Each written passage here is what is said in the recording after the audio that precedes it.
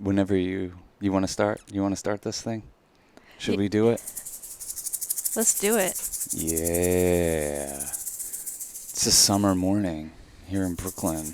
Yeah, the heat finally broke. Oh my god, I needed that. Yeah, a little bit. You can have the windows open. Yeah. You can relax. Easy breezy. Easy breezy, beautiful. Cover girl. You can smoke a fucking incredibly fat J. This is about as fat as I can roll a J. Yeah, you got some work to do to like roll a really fat one. Well, I just need thicker papers, I think.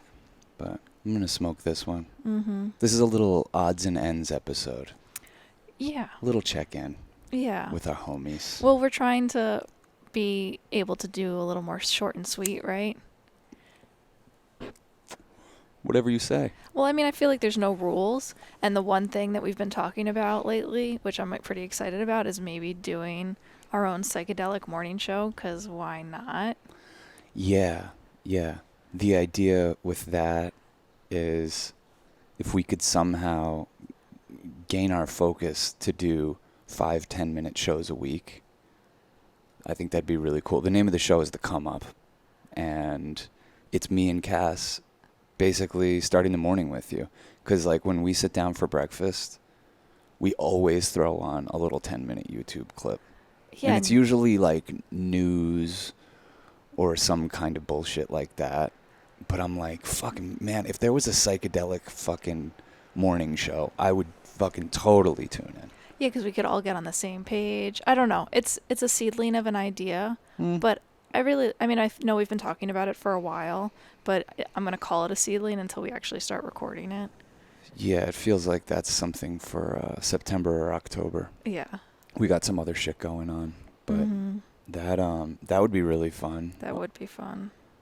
A new star in the Very Ape constellation.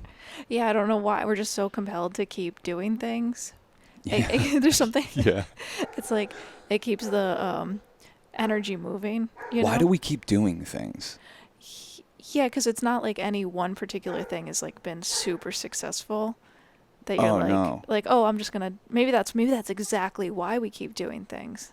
I don't know if we're like. I feel very content with how things are, but I also just feel like there's so much more space to explore, and I learned so much, and it's just a fun process for us. And the beautiful thing about podcasting and YouTube and all this stuff is we have no boss. Yeah. We can put it out. People can watch it for free. Or not. That's the best part. You don't have to watch it. That's why it's always funny when you see somebody being like bitter towards us. It's like, just ignore us. Like, I don't know. We don't think we're rad shit or anything. Just ignore us. We're just moving energy.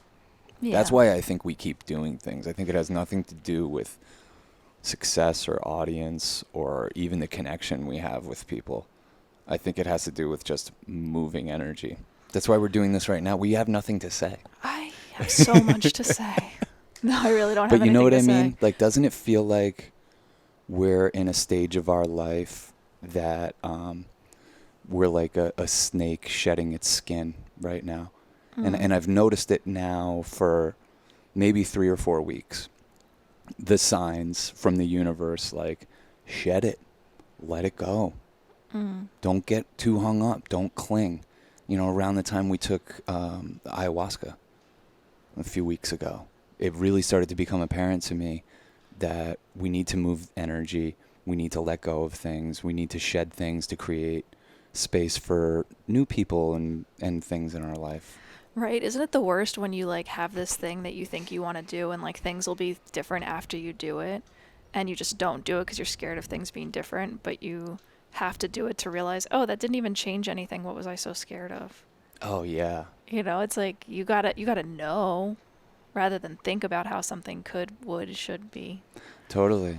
I mean, I think for us, and I don't know, tell me if you have a different sense of it, but it feels like the skin we're shedding is a necessary one where we're like these completely autonomous people who we don't need anything from anybody. We're just fucking here and we'll put out our little transmissions and whatever. We make a commercial once a year and it pays our bills.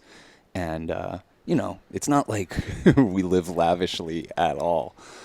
But it just felt like, a certain pride in the independence that we have and our unreliance on anyone. Like, neither one of us can or do rely on our parents for anything. I don't know. Love and support. Well, yeah, but I'm talking about fucking resources and money. Yeah. No, totally.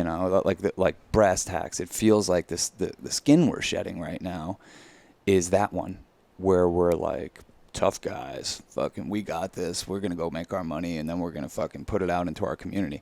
Shit changed. Shit changed so drastically that I don't know if we can do the thing we used to do for money.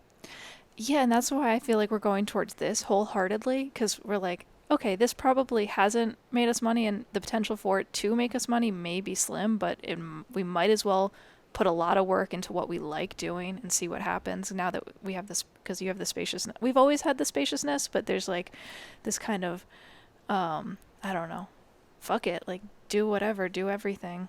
Do the thing. Then that's what I mean, like I have friends talk to Griff's like, yeah, I want to do the thing too. I'm going to do the thing. Shout out to Griff. I know you're going to do the thing, so I'm psyched for you. Yeah. Yeah. And there's lots of things like that for us. So to me, to be aware of this process that's going down, be aware that I'm shedding something and that maybe the things, the way we were doing things before doesn't apply to the new paradigm we're in. Oh, yeah, because I mean, are you talking about like us starting a Patreon? Sure, if you want. Well, I mean, I think that's kind of what you're saying, because we, like, for so long, we're just like, we're not gonna, I mean, I feel like that is not even something we consciously decided. It's something that just started happening. It was like, oh, we're doing this thing that kind of needs to be behind a paywall because it's a little more sensitive, our radio show. Well, I mean, it got taken off of all platforms. Basically, at one point, Spotify took down our feed because of our Church of Chill episodes, which are licensed music. Spotify took it down. We lost 7,500 subscribers. Yeah. Just like that. And we got it back up, and then SoundCloud fucking started threatening to take us down. So we had to sit there and shed the skin. We had to delete every fucking episode that we've done in the past 5 years. Podcasts and Church of Chill episodes. It was just like, what a night. Yeah. We were just like... Talk about shedding. I feel a lot lighter. In Me some too. ways, because it's too. like, okay, that happened. You know, when there's like artists you really like, and they do one thing, and you see this movie and you're like, wow, they're so brilliant, they just did this one movie and they did it perfectly the first time, and like, wow, that's so intimidating, maybe I could do that. But then you learn a little bit more about them, and they're like, oh, they did this thing for 10 years, and then they did this for 10 years, and then you realize that every little thing culminated to them doing that epic thing that really made you feel like, wow, that's really impressive. Yeah. And there is something that every time I see that happen with someone where I'm like, oh my God, this guy's so amazing. He just pulled this brilliance out of nowhere. And then I find out a little bit about him or her, and I'm like, oh no, you've been working for towards that thing for 30 years. Yeah. At first it's discouraging because it's like, fuck, I'm 30 years away from that awesome thing. But then it's also very encouraging because it's like, just start doing the thing to lead to the thing, to lead to the thing. Yeah, just like keep doing it. Like I think of our friend Duncan Trussell. Mm-hmm. You know, people see he's having a moment earlier this year or whatever this year with he has a Netflix show. They made his podcast into a Netflix show, the animated thing called Midnight Gospel. And like he's blowing up, and it's like, whoa, where did this guy come from? This guy came out of nowhere. Well, if you knew anything about him, you'd know that he has been working his ass off at all of this stuff for 20 plus years. Oh, even with the Duncan Trussell Family Hour, when I first got turned on to that 5 years ago, and it just felt so fucking epically huge. It was like, oh, but 5 years before that, he had the Lavender Hour with his girlfriend, and so that's a perfect example. He got really good at it, and he got really good at his comedy, and he kept nurturing it. All comedians. That's why comedians are super inspiring. Oh, totally. Because anytime you get swept up in their act, guarantee you they're 10 plus years deep in it. Right. Just for some reason, you have to figure out how to work that muscle as a comedian. There's no getting around it. And it's what's really funny is over the years, you've seen this. People fucking project.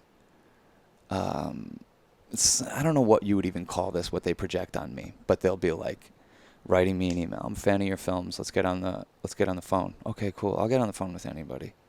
I'll hear you out for a little bit. If I talk to you twice, we're probably jiving pretty good. But people get on the phone with me, and it's like all these questions that are basically like, what's the shortcut? Like, you did this, I must be able to do it. What's the shortcut? Who did you know? What camera did you use? What camera and lenses? All that kind of stuff is just them projecting that they think that there must be, they're not assuming. I've been working on making films since I'm 16 years old. Yeah, that like Florida Man was a culmination of this, like you going to the mall with your friend Joe and like fucking with people and having a funny time. Totally. The whole if I really ever wanted to get fucking vulnerable, I would go back through those tapes and put together a little movie. Do you have some of them? I thought they were all stolen. No, I have them all. Oh, we have to go through I don't them. have stuff from when I was like 21 to 25. That stuff's probably too inappropriate anyway. But 18 to 21, basically, I didn't drink, I didn't party. I fucking was commuting to college, watching movies, writing a lot of papers, and watching The Simpsons, and hanging out with my friend Joe down in Florida. And I had a little video camera, and we would just go out every Friday, Saturday night and film weirdos. Like, basically what our film Florida Man ended up being, we made the much more crude version of it back in 1999. And it was wild, and it was fun, and it made me the person that by the time the download came to me about make a movie called Florida Man, that I knew I was the right guy. Right. It led me there. So there's a confidence in that movie that I think other people couldn't pull off, but I had immersed myself in that as well as filmmaking. Totally. And I think it's fair to say that, when you are doing a shortcut, when you're seeing how someone else does it and then you're just doing it that way, you can shortcut, but you're still shortcutting to your first step. Like that's not like what you're going to be is whatever your first step is after copying someone's style, because I think that's what all artists do. They start, I'm trying to paint, like I get inspired by certain people and I'm trying to like find my own style, but you kind of have to take what you like from different styles and figure out what their shortcuts are to really, it's the first step. Oh, totally. And but since we're talking about Florida Man, that movie of anything we've made has had so many copycats, and people attempt to do their version of it because it looks, on the surface, it looks like, oh, anyone could do this. Yeah. Like, oh shit, I know, I can get a handheld camera and a nice lens and fucking go up to weirdos, and people have attempted it. I haven't always taken that well. For the most part, I have. I've had people send me, like, basically, someone sent me a video like, hey, I made a Florida Man in Australia. Here's Adelaide Man. And I'm like, oh, cool. And it's like, it's kids trying their thing and knowing they're at the first step. Mm-hmm. This is maybe the first thing they ever made. Florida Man inspired them. They're now going around their town interviewing people in that style and putting it together in that style. And it's really cool. I'm like, oh, wow, Florida Man's like a little genre in itself. And I like cheer these kids on and everything. We had one guy, though, that is he makes branded content for a living, but he had never made a film. And he befriended us after Florida Man to, I don't know, I thought we were just friends, but he was always asking, remember? He was always asking a lot of questions. Yeah. I mean, when I look back on it, I guess if we're going to exercise this a little bit, when I look back on it, I kind of knew what he was up to. Like, I knew what he was asked. But when I saw the finished product, which you never even saw, I was like, wow. Like, you didn't take... this film allowed you to see yourself as an artist, and that's beautiful, and you captured some beautiful moments and everything, but it felt like, with the same edits, the same shots, the same angles, there were just too many similarities that I was like, okay, well, you still need to figure out your artistic fingerprint. And it's someone that doesn't know who they are. But that's their first step, and I think that we didn't respond well to it at the time because it was just like so. No, it felt like I called him a little bitch. Literally went from having pizza with this guy laughing our asses off till like a week later. I'm like, yo, you're a little bitch. And I'm pretty sure I said, if I see you on the streets, I might fucking want to choke you. And I never even saw this thing. But it was just such a fucking like, ugh, you're gross. You're gross. You fucking came into my life to try to get some of my juju so you could fucking apply it to your fucking piece of shit. Well, I think that's where the real hurt is. Because the real hurt isn't in... Because, like, we're saying, like, oh, okay, everything's a first step. We're inspired by people. People are inspired by us. It's like this a beautiful flow of life that is unavoidable. You can't step off the flow of inspiration of other people and Absolutely. everything. But I think what hurt is sometimes feeling like, oh, I thought we were building a friendship, but it just seemed like you were doing recon. Okay. I thought it was real, but now I'll know better. I feel like that was also just a moment for us, and I think that if that happened again, you wouldn't respond as badly, and neither would I, because there's something that has to do with like personal insecurity that leads to a moment of such frustration about something like that. Whoa. Because if you're confident in your thing, no one. I mean, like, that's the thing. Like, intellectually, I'm so confident in that in all of our work. But when you see such a ripoff out there... You didn't even see it, though. Oh, trust me, I took your word, because you are the last person that is trying to ruffle my feathers unnecessarily. I know. If anything, you're trying to pat my feathers down. I know. I almost have, like, some serious regret about being, like, brutally honest with you about that one. Yeah. Yeah, but then we did have that moment of redemption where Isaac, who shot Florida Man, watched it and was like, in the first 2 minutes, he was like, oh, wow. Like holy shit, they fucking ripped us off. Whatever. It's all besides the point. The funny thing is about that movie in particular, a mushroom got us into that mess. And the mushroom could also communicate the solution to getting out of the mess. That's how you felt the other day. You've been kind of avoiding doing mushrooms with me for like probably months, maybe years at this point. And finally, I guess I wore you down. I told you I'd like exercise 12 times in a month, which I like have. Wait, does that count? That was part of the deal? Yeah. I thought I would have to take more mushrooms to get you to exercise that much. Well, maybe you get 6 exercises. Okay, cool, because we didn't do that big of a dose. But you... It's what we call a meta dose. Yeah, why do you call it a meta dose? That's what James Beach calls it. Okay. My boy. We're going to see him a little later. Yeah, we took a meta dose. And, man, this is actually a really funny story.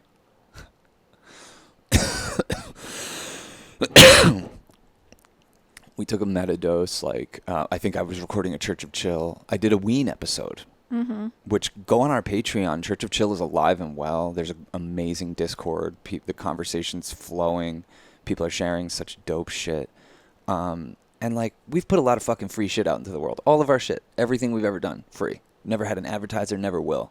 We're the advertiser now. Go to fucking Church of Chill on Patreon and throw us a couple ducats if you like our shit. And hop on the Discord and start sharing some YouTube videos and some music and stuff. Yeah. So anyway, I was making a beautiful introduction to Ween episode of Church of Chill that is now live. And when we came out of it, it was like 6 o'clock at night, and you were like, let's take these mushrooms. And I was like, okay, whatever. So we took some mushrooms, and we were grooving. Like, it was all right. I was expecting a crazier come up, to tell you the truth. That's usually the part of the mushroom that I can't handle, is like when it really gets a hold of me. But I've been in a mode lately of releasing attachment and shedding. So I think it really helped. They started to hit us, and we were like, let's go down to the park. Like, let's get down there. Mm-hmm. And we just grabbed a blanket and went down to the park. And it was just insanely overstimulating down there. Yeah, it was too much. It was just like, what the fuck did we think was going to be? It's a perfect Saturday, summer 2020, when no bars are open. There was just 1 million people in the park, competing DJs, music, fucking terrible fucking music. Terrible. God damn, what do people listen to? It's like on the Let's fringe. get some guitars and real drums. It's on the fringe of being music, right? Like, it's like somewhere between, not even a drone. Like, I feel like a drone holds you. I feel like this is just like tittling on the outside of your senses, you know? Yeah, like, I mean, like, I can get down with some weird shit, like vaporwave and ambient stuff and experimental. And, like, you hear what I listen to. It's fucking freaky. The most boring elevator music ever. Well, and like it seems beats. like everybody, like just beats.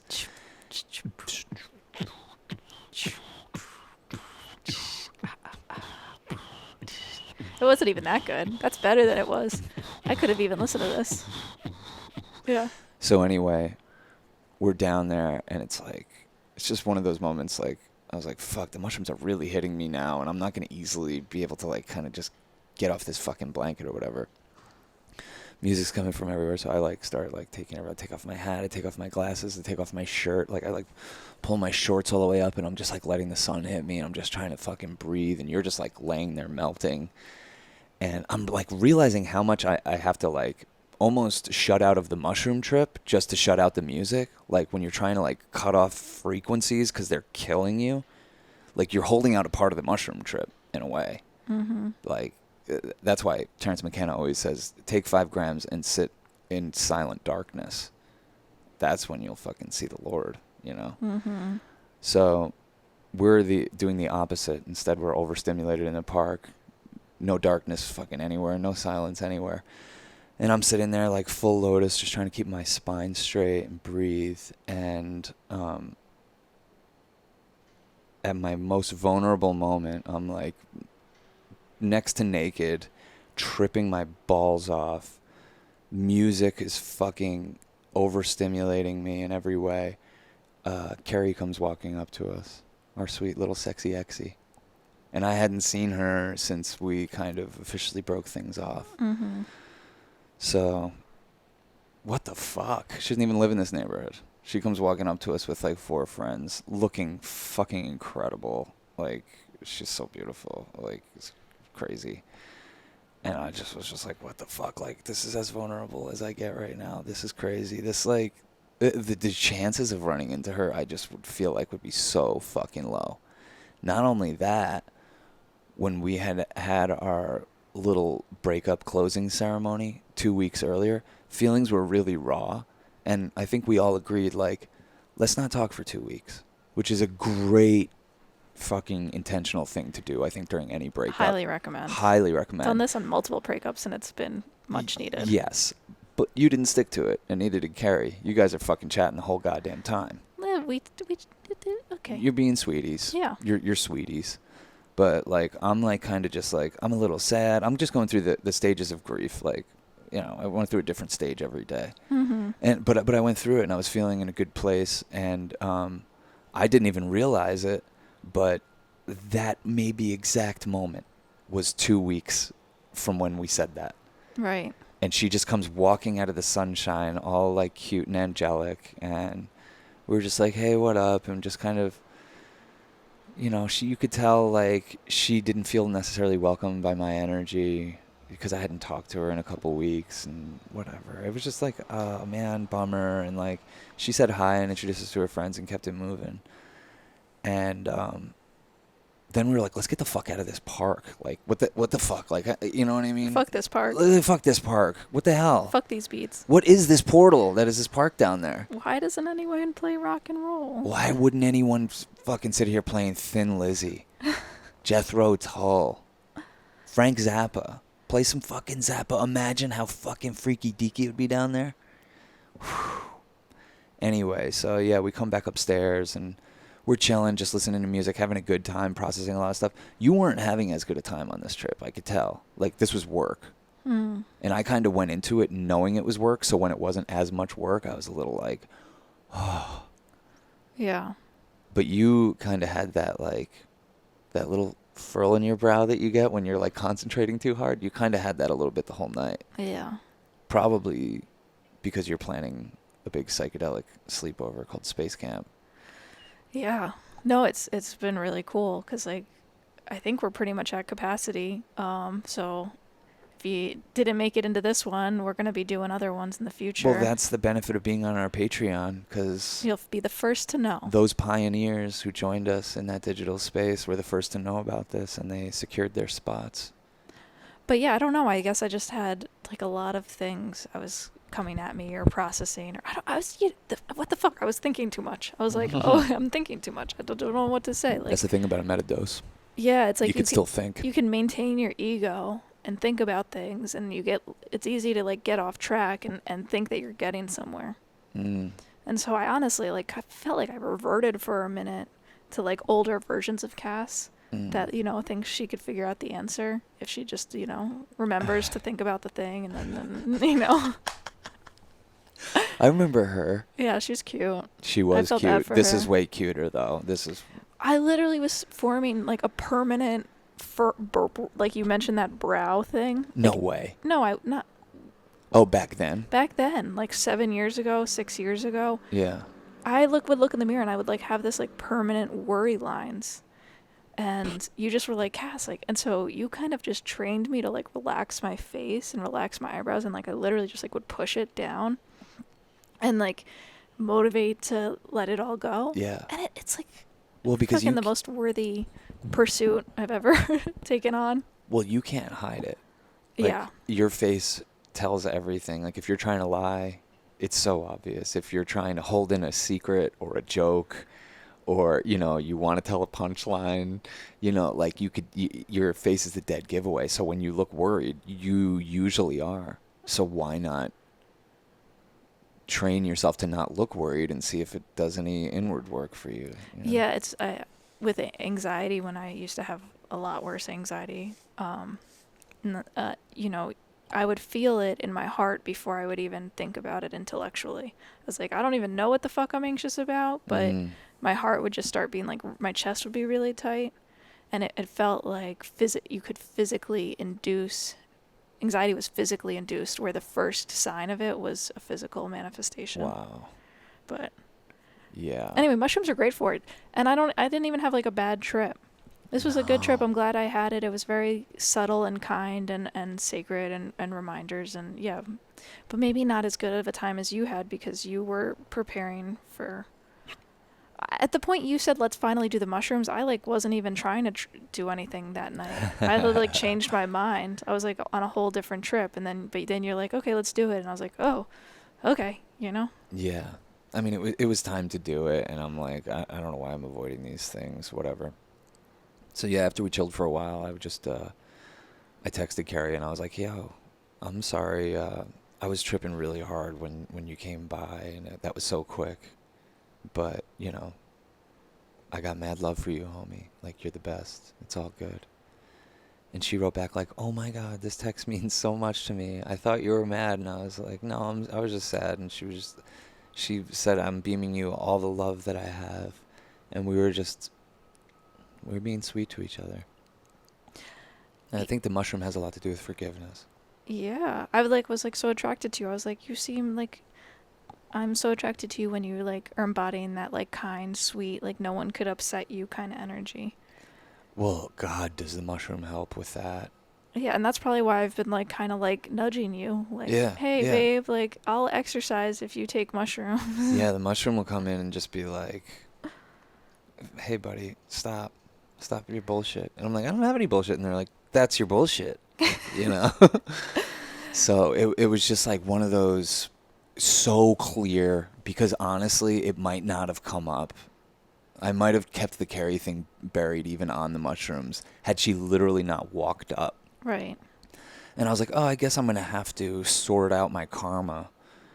And, by the time they were wearing off, I was like, oh, I'll send her a text. It's not like I'm high, or anything like that. And she just so deeply appreciated it. And I could feel this weight lift off both of our shoulders, her and I. And, yeah, it's because it's not fun to make somebody feel like they did something to you. Like you're going to punch them in the street next time you see them? Like, choke this guy. Yeah. Like, we're laughing about that, but like... No, he's come up before. I think on an ayahuasca trip, I'm like, oh, yeah. I got to let all that go. I have let it go, but that's one guy where I'm like, do I have to reach out to him and say I've let that go, or can I just let it go? Yeah. So who knows? I might have to clean up that mess, but the task at hand was Carrie, and whether I liked it or not, it needed to be dealt with, and I'm just glad I got to deal with it in the best way possible with love. And when my ego tried to reform a couple days later, I just fucking remembered that moment, and I'm like, okay, cool. Maybe I was high, but now I can get free. Mm-hmm. Big difference. Ram Dass talks about this all the time. We know how to get high. Everybody listening to this knows how to get high, and we know what to do to get high. But can you get free? can you use that heightened perspective in your day-to-day to get free of the ego games you were playing? Oh man, I saw this Tim Leary quote the other day that really took me aback, which he basically is like, you're not free if you're in emotion at all. Like Right. you're not love. Like true love, emotion is like a barrier to true love. It's it's on that Instagram niche. If you go back and find the Tim Leary one, it's really good. It's like a few weeks old. But good. yeah, this is fun to talk about. I feel like this is so loose. Look, we're already talking. We're already talking? What's that supposed to mean? Well, we get on here and we're like, we have nothing to say, and then we just talk. So this is fun. We always have something to say. But Well, it's just like, would anyone be interested? Who fucking knows? But this is more of like an infomercial for our Patreon. oh, Right? yeah. Well, you know what I was thinking this morning is that if we get a certain amount or a certain number of people who join and like throw $1 or $2, because you can get everything if you throw fucking probably 10 cents. I don't even know what Patreon lets Whatever you do. the lowest amount is, I- throw us that. I think we whatever. suggest like, I think we have our tier is $2, but I think you could do whatever the fuck. And We still had get someone everything. give us 100. Yes, shout out to you, Elric. Yeah, Kramer. thank you. Experienced and talented, very talented artist. Yeah. But I'm thinking that what we're going to use this Patreon money for, which is like, because, you know, we're just going to reinvest in doing fun stuff. Don't you think we should get those lavalier mics so we don't look so nerdy? Yeah, I mean, I think that now that we have a visual component to all this, the people deserve to see our ears. You have such beautiful ears. Oh, thanks. You have such beautiful ears too. That's not what I mean, but it just like looks Dude, really. should I show my ears? Yeah, let's see. Your ears are very little, and that they're cute for that reason. They're like cute little ears. Yeah, and nice sideburns too.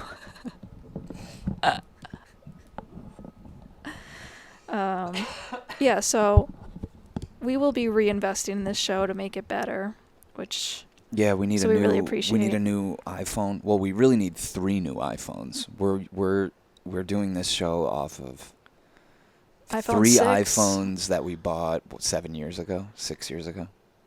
Probably like 6, 5, Yes, 4. These are like 5, 6 year old iPhones. We need new ones because the thing that sucks is we can't really do this show after hours because they can't pick up the light. Oh, do you think a new iPhone will be better with Hell the light? yeah. Hell yeah. Oh, I didn't even They think can about expose for that. Oh, anything. and we could also like use it to buy lights. Yeah, we might need So we some could lights. do a later show. Well, I mean, when it starts getting dark out at 4:00 in the afternoon. that is going to be a thing. Yeah, we're gonna need lights. So we whatever. The more that grows, the more opportunities we'll have to make this a little bit better, and have guests. Yeah. Yeah. And I like that we keep like changing our setup so it looks different every time. That's fun. I just can't remember the previous setup, so we just do whatever feels right.